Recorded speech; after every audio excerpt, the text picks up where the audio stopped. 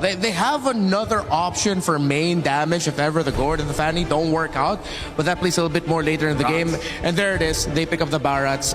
It's not exactly the Lapu or the Yuzhong, but as we've seen it can pretty much do the same thing. Yeah. Not as mobile, but it is still equally annoying, especially since GK, their damage for the Barats comes a little bit later. So GK now, they're setting up for the winning XP pick all this time. What is it going to be against this Dairoth with so much physical damage already? I don't think it's good to pick up the Dairoth. I think it's a bit too risky. No. CC as well, you can shred the Barats, you can win out in lane. I think go That's about it. Yeah, X-Borg against the Gourd though, you know, your frog armor just gonna get melted down. Yeah, it's too focused on the matchup if you're just thinking of against the Barats. Oh, whoa. It's been a while. Yeah. Hylos. Is that going to go EXP or Rome? It has to go EXP, right? I think it is XP, but you know, we've seen both Belleric and Hylos in XP Rome. Yeah, it looks like it's going to be Hylo. Oh, let's see the swap. Let's see. Series is going to be epic. We see the draft, the team fight composition opting to go for safer options rather than the high risk, high reward in the damage for the EXP. We're going to jump right into this because Yangon Galacticos are looking for a series win. And the same can be said about Geekay. Question is, which side is it really going to come from? Well, Yangon definitely get a little bit of a power card here. The Fanny finally slips through. Geekay, on the other hand, pick this bulky front line, the Belleric, the Hylos, and then you do get the Moskov, which can do well against this Fanny. You do have answers to the trump card. I feel like a lot of the answers is one-on-one, right? I do like the option that Aizen has access to this Belleric just so that he doesn't need to go with the Revitalize, what Shen is currently running right now in his emblem set. Now, he can just flicker into the action and try and catch people off guard rather than play defensively. He has offensive options. With 55 seconds left on the clock so far, the laning phase and a lot of the motions that we're seeing from Geekay is actually centered around Xeno in the jungle. And look at Yangon already looking for a play, checking out to see if anyone's down here. They make sure that Han is safe to go for this. And very running tightly. The mid lane, the mid trio, all sticking together.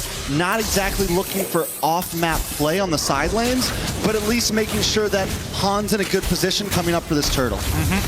Again, it's just the lack of information, and Geekay don't mind it. They don't know that one of their camps just got stolen here, but really, do they need that camp at this stage of the game? Probably not. Han on the opposite side will have a slight EXP lead, but not enough to create the level lead necessary for the upcoming turtle. We'll see in a little bit, because Yangon Galacticos could just, you know, stretch out that first turtle a little bit longer than they usually do. Looks like they are going to go for it instead. Han comes in, gets some nice damage on a Shen.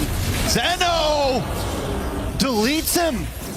Deletes him! We can't pretend that there's too many point-and-click stuns here. That should have been expected, but unfortunately wasn't able to get the cable out in time. Oh! Looking for the stun from Blink here. Gets it. Nice magic gush, Zing able to get the turtle. Aizen goes down as well. Han back on the map. Looking for the re-engage. That's two members down, one from each side. YG gets the revenge. What an interesting mechanic there. Haven't seen the Daytona's Welcome work like that, but this should be another kill on towards Shen's side, but it looks like he might be too tanky. Oh, so close. Too tanky. Oh, so close. Able to get the regenerate just in time at the very end. All right, so things have come back to a standstill. It's 1-1. Zeno continues to be aggressive, though. Ying does get the stun. Should be able to get away from this. Maybe even able to put some damage out of his own. That was not going to happen. He's got too many stacks. He's got too many base stats to keep himself very healthy in these fights. All right, so on the top side, still at a standstill as well. Oh! Both teams just continue to go for it. Han tries to come in, but look at the Fatal Links. That's going to be a great grab. Shen will go down as well. The Magic Gush Fatal Links combo sprinkled on top with a little bit of Fanny. It's looking good right now. It's looking real good, but at the same time, it's was that not foreseeable? The wave was getting shoved in. The flicker was fast coming up for Cornell, but as long as Han's able to react in time and throw out at least one of those cables, stun or not, he's going to get pulled through. Either ways, that was not exactly the greatest, but Yangon with a 2K lead on their sides. They're very happy with the way that this is actually starting to progress, but at the same time, Geekay, they're not completely out of this just yet. They just need to deal with the early aggression, and not to mention that we do finally see first item purchases from Han, so his first item power spike is here. Another stun on to Shen there. In the mid side, YG want to try to take control here before this turtle comes up. Similar to what we saw last time. Last time, though, Han did catch that quick stun to the face and got taken out. I think this time maybe it's a slightly slower approach. Both junglers going for their purple buffs. Geekay will be here first. Heptases is going to be really, really important, especially on the squishier targets. Han ideally wants to find his priority, and Blink is going to open up the map first, targeting towards Shen's side, allowing Ying to start fighting for this space. Again, the two frontliners for the side of Yangon, they don't mind dying here. As long as they can maintain the stacks onto Ying, he is going to be one thick boy, but Han ain't wasting time as well. They're making sure that he is still having some kind of camp, something to farm on the map, so he's not just stagnant.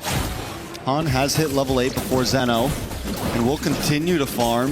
YG with no reason to rush this turtle right now. They've got a small lead. They can take their time, create space across the map up on the top side. Zeno might look, oh my lord, Han comes in, able to get the kill. Blazing Duet defensively and now responsibly back to Zeno. Zeno just trying to get away. Han doesn't have any more energy to go for the fight. Zeno looks for the re-engage because he's walking into Blink. May not be able to get away from this one. They're going to try to close in. Zeno still dancing, finally goes down. Han's going to fall as well because Quanak comes in the nick of time. Great timing, great timing. The fact is, Zeno understood one thing. Hey, I'm going to be dead no matter what. If I can get a trade, that's honestly not that bad, and they were still able to pull it off. The unfortunate part is the fact that Quanak always has to flicker to close that distance, and I think this is starting to become a little bit of a problem. Yes, he does have to pull yourself together, but at the same time, he's got no defensive tools to protect himself if Hans gets on top of him at this stage of the game. So he's got to be very careful with how he uses the stun. Second turtle at 6 minutes in, finally going down. YG with a 2.5k gold lead at this point. Geekay is slowly falling behind. I mean, Zeno hasn't really been able to pop off. Yes, we've seen some deaths on Han, but he is making up for it with map control, with taking out members, making sure that Sanji gets a good start up in the gold side. The fact that we've now seen Yaga go down as well, the push on the top side is tremendous with a big magic gush onto Shen. Shen unable to get away, and even though it's the roam, every pick matters right now. Yep, they're getting so many things for free. Sanji, he's not going to die here, I think. Now with the Blazing Duet, they're looking for a bigger fight. Ooh, Blazing Duet onto Yaga. Yaga tries to dash through, gets on the other side of the wall, but Quanak still goes down. He came in to help and paid for his life. Yaga falls as well. YG just capitalizing on every little mistake from Geekay right now. Yeah, like everything that just doesn't seem to be going in Geekay's favor, right? They tried to figure out ways to kind of edge out just little efficiencies here and there to try and minimize the damage being thrown at them. But now, Zeno getting the Sky Piercer, pretty good. But we need to see a full team wipe out here from the side of Geekay. That's how their composition is so strong. They got to fight as 5. Geekay, can they bring it together? They are all grouped up in this mid side, so there's your fight as 5. Even if they have to lose a tower, it should be worth it. Quanak, though, getting zoned back. Shen drops a glorious path, but Aizen's taken out by the magic gush.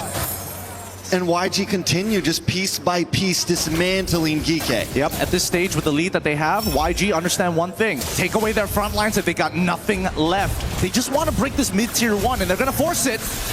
Han dives in. Zeno looking to clear the waves, and he gets pulled in! 2 members taken out. Sanji in the backside with a Blazing Duet. Shen goes down. Quanak will be the last to fall.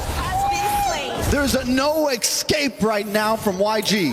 The Yangon Galacticos, they're making sure that they're going to repeat a process that we've already been seeing consistently throughout today. Give us a little bit of a lead, and we're going to run away with it. If you're not going to respond and play for only team fights, we're going to cut your front line down. No matter where you go, the paper cuts keep surmounting until it's a gushing wound. A wide open one as well. Because this combination, they could see everything. Oh, you're going to back up? All right, you're going to flicker forward? No problem. Constant punishes from YG. So now with the mid-tier 3 down in the mid side, Lord falls as well. YG, I mean, they could try to go for a full inhibitor here at this point, especially if they take this tier 2 on the bot side, are able to push a cannon minion in to trip this holy defense. It's going to be huge for YG on this next push. The delayed Lord coming out of the next wave. They weren't able to get the holy defense, so that is one small bonus in all the doom with Geekay Esports, and down goes another one. Shen, oh my god, they jump in and both of them get pulled back. Aizen now will bite the bullet as well, as Han pops a cutthroat, a blazing duet onto multiple members. Yaga, Quinnox, Zeno, there's just no escape. Geekay Esports getting dragged against the ground right now. They're just making the wrong decisions here. Like, they see the opportunity, but they're not thinking a little bit about the position that they're currently in. The lack of awareness is starting to hurt them at this point, on top of the fact that they have just a huge economic lead for the side of Yangon Galacticos. They're going to siege them underneath inhibitors. Yeah, they were able to pop that holy defense before, so now the Lord gets full, ample opportunity. Kai's does flicker back. Spirit Destruction comes through. No way he goes for it. Han will catch a stun to the face. They're going to move back on over to this purple and then look for the re-engage. Get the stun, and in comes Shen to his death. A blazing duet from Sanji. And into the backside they go. A beautiful Tona's welcome. The tower falls, and YG want to try to end things here. They're going to lock on to the base, and Zeno can do nothing on his own. YG take game 1. Oh my goodness, 9 minutes, 59 seconds. I'm